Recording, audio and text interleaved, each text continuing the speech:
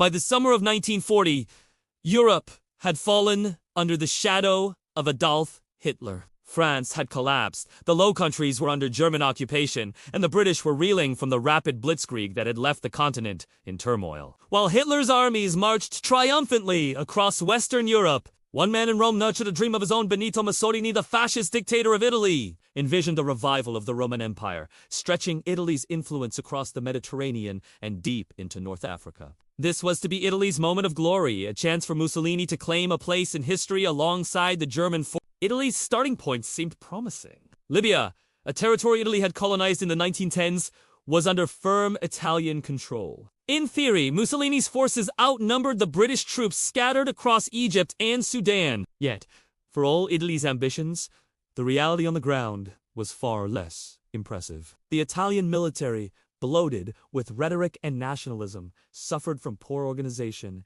outdated equipment, and insufficient training. Their tanks and artillery lagged behind British standards, and supply lines in the harsh deserts of North Africa were dangerously thin. Mussolini, however, was undeterred by these challenges. In September 1940, the Italian army launched its grand invasion of Egypt, crossing the border from Libya with high hopes. Initially, progress appeared to justify Mussolini's confidence. Coastal towns along the Egyptian frontier were captured, and flags bearing the Black Eagle of Italy waved over strategic positions. For a brief moment, it seemed as though Italy's Mediterranean dream might be realized. But appearances can be deceiving. Within days, the British responded. With the experience gained from campaigns in North Africa and the support of colonial troops, the British forces mounted a counteroffensive that revealed the weaknesses of the Italian strategy. Italian soldiers, poorly equipped and poorly supplied, struggled to maintain their positions. Supply convoys were vulnerable to British air attacks,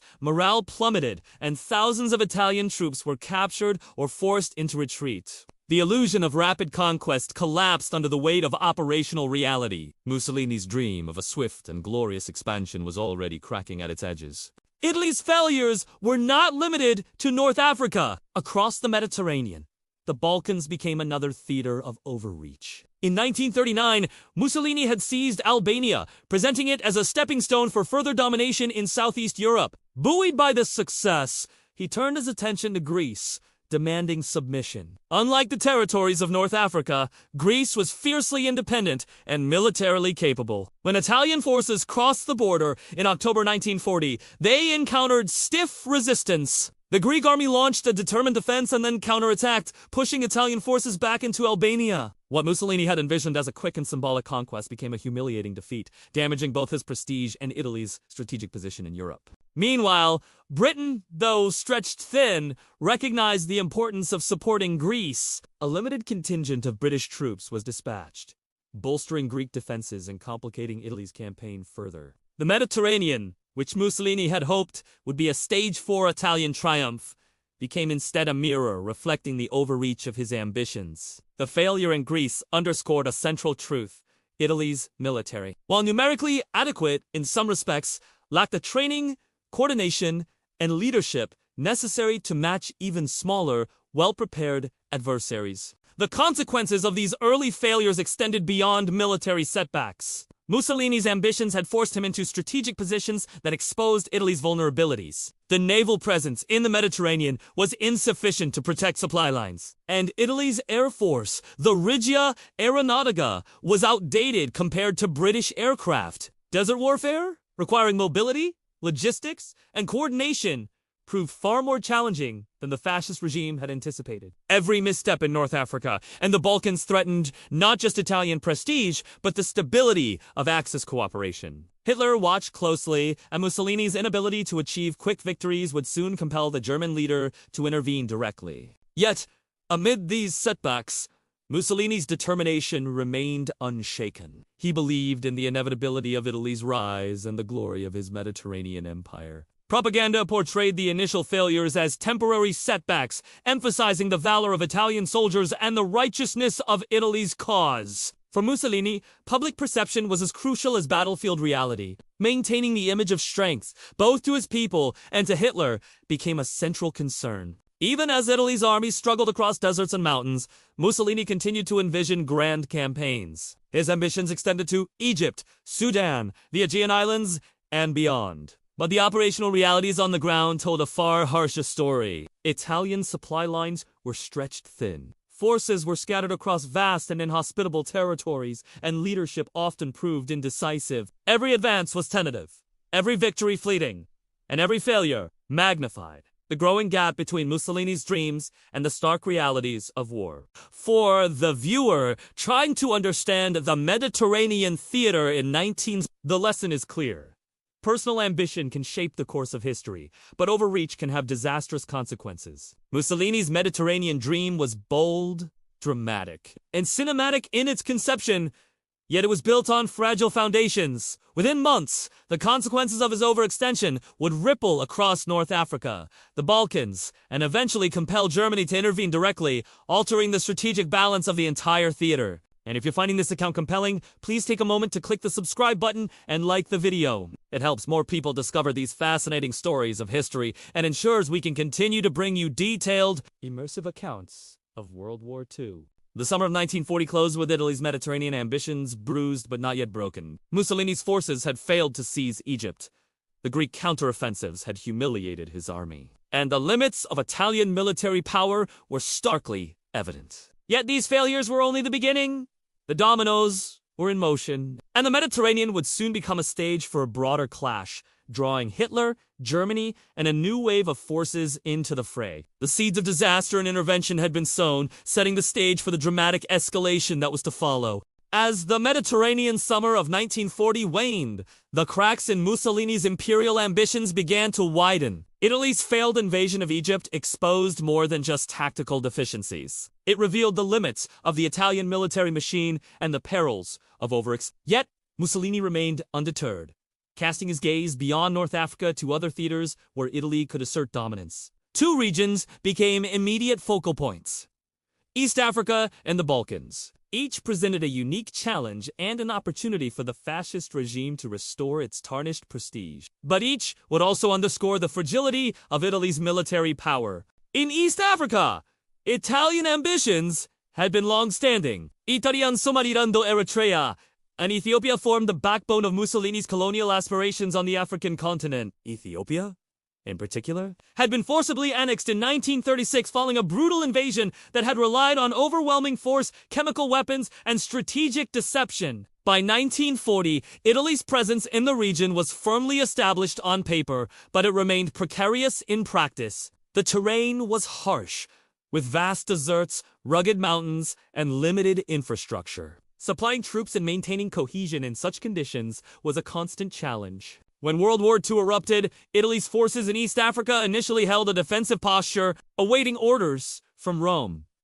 However, the outbreak of hostilities with Britain and its colonies, particularly in Sudan and Kenya, quickly escalated the situation. British forces, drawing upon colonial troops from India, South Africa, and local African units, launched a methodical campaign to challenge Italian positions. Over the course of nearly a year, they advanced through difficult terrain, often facing supply shortages and logistical hurdles of their own. Yet the Italian forces, despite their initial numerical superiority in some areas, struggled to mount an effective defense. In early 1941, key positions in Ethiopia and Eritrea fell, culminating in the eventual surrender of Italian East African forces. The defeat was significant, not just militarily, but symbolically, signaling that Italy's colonial ambitions were vulnerable to determined opposition. Meanwhile, in the Balkans, Mussolini sought to achieve what he could not in North Africa, a decisive victory that would demonstrate Italy's strength. Albania,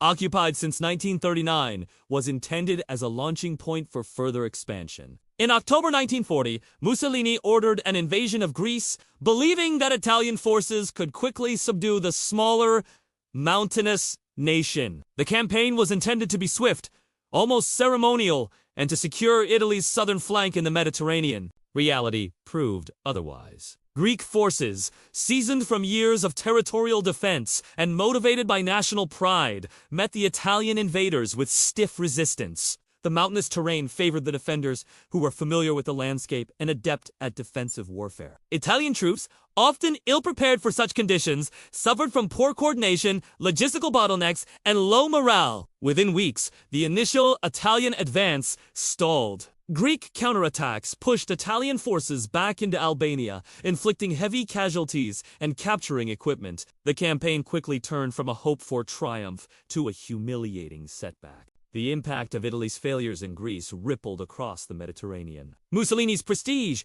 both at home and abroad, suffered. For Hitler, the setbacks were alarming. His ally was failing in theaters that were strategically crucial to the Axis.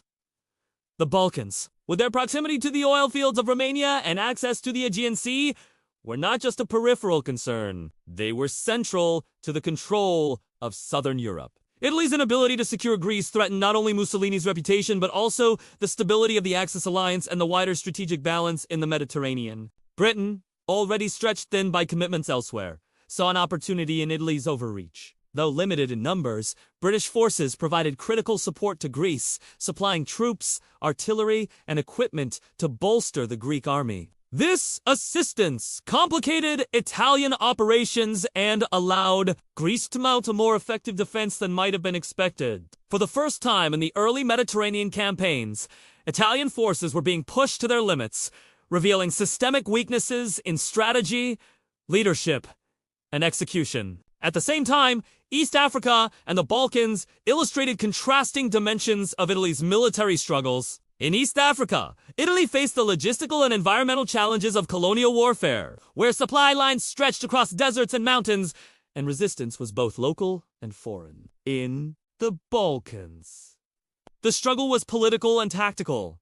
The Italian army confronted a smaller but highly motivated force, adept at defensive warfare in difficult terrain. In both cases, Mussolini's personal ambition had outpaced the capabilities of his military machine, creating crises that could not be resolved without external assistance. These developments set the stage for a dramatic intervention. Hitler, observing Mussolini's failures with growing concern, faced a critical choice. Could he afford to let his ally flounder, jeopardizing the southern flank of Europe, or was intervention necessary to safeguard Axis interests? The question was not only strategic but also political. Hitler had invested in the alliance with Italy, expecting cooperation and coordination. Mussolini's setbacks threatened both the operational goals and the ideological narrative of Axis unity. By late 1940 and early 1941, it became increasingly clear that German involvement in the Mediterranean would be inevitable. Italy's setbacks in North Africa and the Balkans had highlighted the limits of Mussolini's military judgment and the consequences of unchecked ambition. Germany's intervention would soon reshape the theater, bringing fresh troops, experienced commanders, and superior logistics to compensate for Italian shortcomings. The stage was set for a new chapter in the Mediterranean conflict, one in which Hitler would act decisively, and Mussolini would rely heavily on German strength to salvage his ambitions. The lessons of this period were stark. Ambition without capacity is a dangerous combination, and Italy's overreach in East Africa and the Balkans offered a cautionary tale. It demonstrated how personal dreams of glory could endanger not only a nation's military position, but also the strategic objectives of allies. The Mediterranean, far from being a passive backdrop, had become a dynamic arena where the failures of one power could ripple outward, compelling others to intervene. Mussolini's forces had overextended. His soldiers were stretched thin, and his army's reputation was tarnished. Yet the full consequences were only beginning to unfold. As the Axis powers looked ahead, the focus would shift decisively toward direct German involvement, culminating in massive troop deployments, high-stakes offensives, and the dramatic arrival of commanders who would leave an indelible mark on the North African theater. By the end of this segment, the viewer should appreciate the dual dimensions of Italy's struggles, the logistical and environmental challenges of East Africa, and the tactical and political complexities of the Balkans. Both theaters illustrated the consequences of ambition outstripping capability and foreshadowed the critical role Germany would play in the coming months. By early 1941, the Mediterranean theater had become a stage of growing tension and mounting crises. Mussolini's ambitious campaigns in North Africa and the Balkans had faltered, leaving Italian forces overextended, demoralized, and strategically vulnerable. North Africa was still a contested zone, where British counterattacks had repeatedly pushed Italian troops back across Libya. In the Balkans, Greek forces had humiliated the Italian army, forcing retreats into Albania and highlighting the glaring weaknesses of Mussolini's military strategy. Hitler, observing these developments, faced a decision with profound consequences. Could he allow his ally to flounder and risk destabilizing the southern flank of Europe, or should he intervene directly to safeguard Axis strategic interests? The decision was not taken lightly. Hitler's focus had primarily been on the broader war effort, particularly the preparation for Operation Barbarossa, the planned invasion of the Soviet Union. Yet Mussolini's failures in the Mediterranean demanded attention. A collapse of Italian power in Greece or North Africa could endanger German supply lines, weaken the Axis position in the Balkans, and provide Britain with strategic footholds near vital oil fields and sea routes. The stakes were immense. Intervention was both a military necessity and a political imperative. In March 1941, Hitler authorized a direct German intervention in the Balkans. Over 500,000 German troops, organized into well-coordinated divisions and supported by advanced mechanized units, moved into Yugoslavia and Greece. These forces brought a level of discipline, training, and firepower that the Italian army could not match. German planners prioritized speed and coordination, intending to overwhelm resistance before the Allies could reinforce their positions. Blitzkriege Taktici, perfected in Western Europe, were employed to devastating effect. Panzer divisions raced across Yugoslav and Greek terrain, supported by Luftwaffe airstrikes that targeted both military and logistical positions. Despite determined resistance from Greek forces and their British allies, the German advance was relentless. Cities fell in rapid succession, transport networks were disrupted, and communication lines collapsed under the pressure of mechanized warfare. Athens, the historic heart of Greece, fell to German forces in April 1941.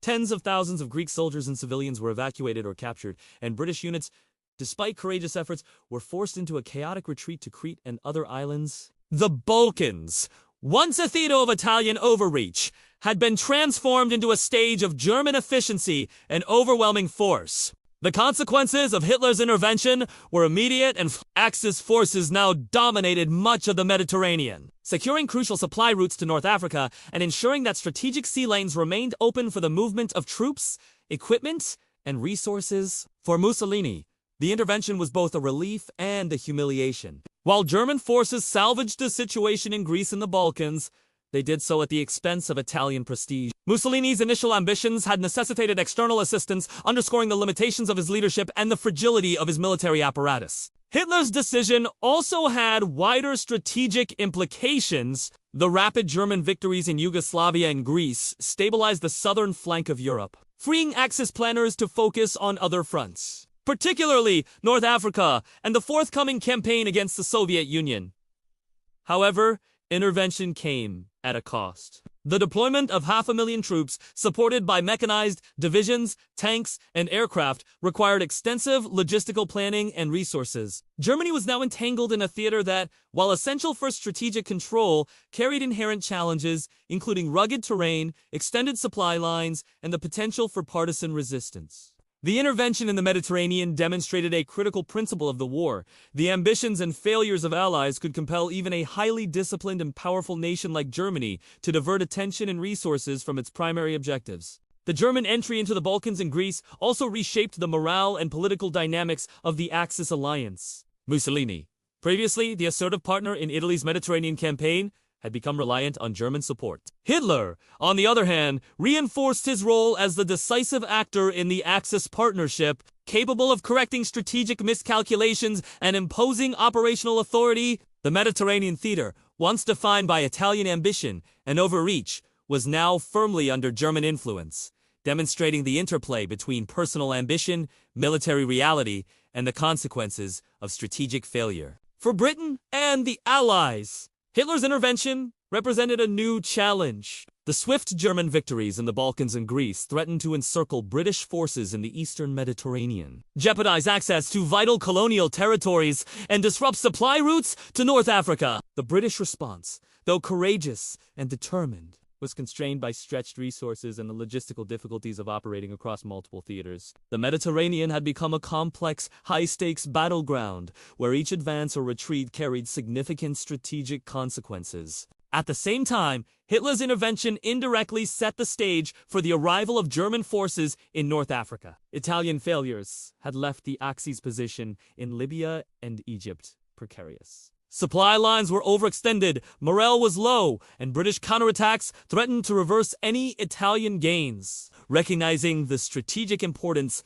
of North Africa, Hitler would soon dispatch one of his most capable commanders, Erwin Rommel, along with the Afrika Korps, to rescue the faltering Italian army and secure Germany's southern flank. But the entry of German forces into the Balkans had already demonstrated a key lesson. Even the most ambitious plans, when poorly executed, could trigger intervention from allies with far-reaching consequences. For viewers, this segment highlights the dramatic shift in the Mediterranean theater. Italian overreach, once a central concern, had now prompted decisive German action. Hitler's intervention was a calculated, high-risk move that reshaped the balance of power, secured critical supply routes, and restored Axis momentum in the region. It also underscored the interdependence of Axis partners and the dangers of unchecked ambition, lessons that resonate throughout the narrative of the Mediterranean campaigns. And as we explore these dramatic events, please take a moment to click the subscribe button and like the video. Your support helps more people discover these intricate and fascinating stories of World War II, and ensures we can continue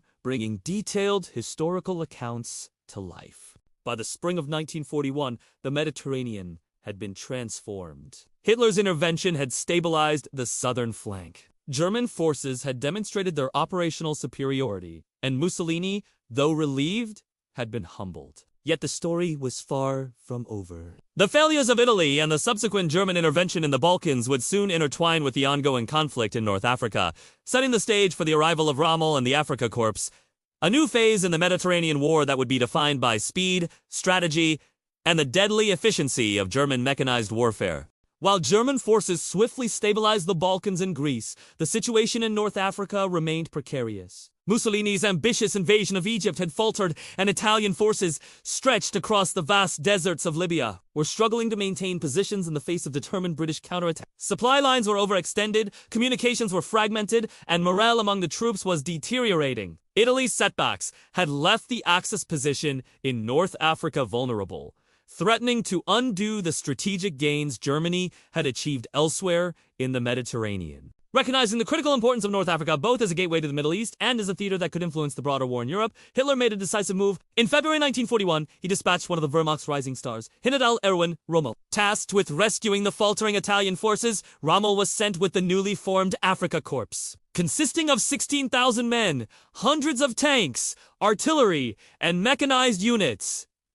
This was not a token force. It was a carefully calculated deployment designed to restore Axis strength and seize the initiative from the British. Rommel arrived in Tripoli with the reputation of an audacious and unorthodox commander. Unlike many traditional German generals, he thrived on rapid maneuvers, calculated risks, and the exploitation of enemy weaknesses. Within weeks, he would transform the North African campaign into a demonstration of mobility, ingenuity, and tactical aggression. The Afrika Korps, although smaller in number than the British forces arrayed against them, possessed superior coordination, firepower, and leadership qualities that would allow them to dictate the pace of the campaign. The initial operations of the Afrika Korps were marked by speed and precision. Rommel quickly assessed the weaknesses in the Italian lines and identified points where the British could be outflanked. Utilizing the open desert terrain to his advantage, he launched rapid offensives that bypassed heavily defended positions, cutting off supply routes and forcing retreats. His use of combined arms, coordinating tanks, artillery, and air support allowed him to punch through British defenses in ways that Italian forces had been unable to achieve. Within weeks, territories that had seemed secure for the British were overrun, and Axis forces advanced toward the Egyptian border. One of Rommel's most notable tools was the 88mm gun, an anti-aircraft weapon repurposed with devastating effect against tanks and fortified positions. This innovation exemplified Rommel's ability to adapt resources creatively to battlefield realities, turning limitations into advantages. British commanders, initially confident in their defensive posture, were caught off guard by the speed and ferocity of the Afrika Korps maneuvers. Retreats became necessary, and the Axis regained much of the initiative that Italy had lost in its earlier campaigns. The success of Rommel and the Afrika Korps was not simply a matter of superior numbers or firepower. It was the result of strategic vision and relentless execution. Rommel understood that in the desert, speed, surprise, and logistical foresight were paramount. He maintained momentum even when supply lines were stretched, ensuring that his forces remained coordinated and operational, despite the harsh conditions of North Africa. For the British, the desert, which had once been a theater of defensive advantage, now became a proving ground for the ingenuity and aggression of German military strategy. The impact of Rommel's arrival extended beyond the battlefield. For Mussolini, it was both a relief and a reflection of Italy's dependency on German military prowess. Italian forces, previously struggling and demoralized, now found themselves reinforced and supported by a competent ally who could achieve what they could not. Yet, this support came at the cost of Italian prestige. The Mediterranean theater, once envisioned as Mussolini's proving ground, had become Rommel's proving ground instead. The narrative of Italian expansion was now inseparable from German intervention, illustrating the broader lesson of World War II that unchecked ambition, when unsupported by capability, can have strategic consequences. Rommel's early victories also had psychological and political effects. Across Europe and the Mediterranean, news of the Afrika Korps' swift advances inspired confidence among Axis forces and worried Allied planners. The Desert Campaign, previously characterized by stalemate and cautious engagements, was now defined by bold maneuvers and audacious strikes. Rommel's leadership style, aggressive, decisive, and innovative, became emblematic of a new phase in the Mediterranean War, where initiative and mobility could compensate for numerical inferiority. As Axis forces advanced toward the Egyptian frontier, the Mediterranean theater became increasingly dynamic and unpredictable. Mussolini's original ambitions, the expansion of Italy's empire across North Africa and the Balkans, had set events in motion that drew Germany into the region and transformed the strategic calculus of the war. Rommel's campaign demonstrated that even in the harshest environments, with proper leadership and tactical ingenuity, a smaller, well-coordinated force could achieve remarkable results. The Mediterranean, once a scene of Italian overreach and faltering, had become a testament to the deadly efficiency of German military planning. For the viewer, this segment highlights several critical lessons. The consequences of overreach, the importance of leadership and innovation, and the interplay between ambition and capability. Mussolini's failures had invited intervention, while Rommel's brilliance reshaped the theater and restored Axis initiative. The narrative of North Africa, intertwined with the earlier failures in Libya, Greece, and the Balkans, illustrates the complexity and high stakes of the Mediterranean campaigns, a theater where strategy, logistics, and audacity were tested to their limits. By the spring of 1941, the stage was set for the full unfolding of the North African campaign. The arrival of Rommel and the Afrika Korps marked the beginning of a period of dramatic offensives, counter-offensives, and high-stakes maneuvering that would define the Mediterranean theater for the next several years. What had begun as Mussolini's personal dream of imperial glory had evolved into a complex, multinational struggle in which German leadership, Italian ambition, and Allied resistance collided in one of the most fascinating chapters of World War II. The Mediterranean War was no longer just a story of Italian ambition or British defense. It was a theater of rapid movement, strategic ingenuity, and high drama, where the consequences of leadership, logistics, and personal ambition played out in the deserts and mountains from North Africa to Greece. Rommel's early successes foreshadowed the intense, fast-paced, and highly strategic nature of the Desert War, setting a precedent for the campaigns that would follow and leaving an indelible mark on military history. This concludes our four-part narrative of Italy's Mediterranean overreach, Germany's intervention, and the rise of Rommel in North Africa. From Mussolini's ambitions to Rommel's audacious maneuvers, the Mediterranean theater exemplifies the interplay between personal ambition, operational reality, and strategic decision-making. A story of overreach, intervention, and the relentless pursuit of military success.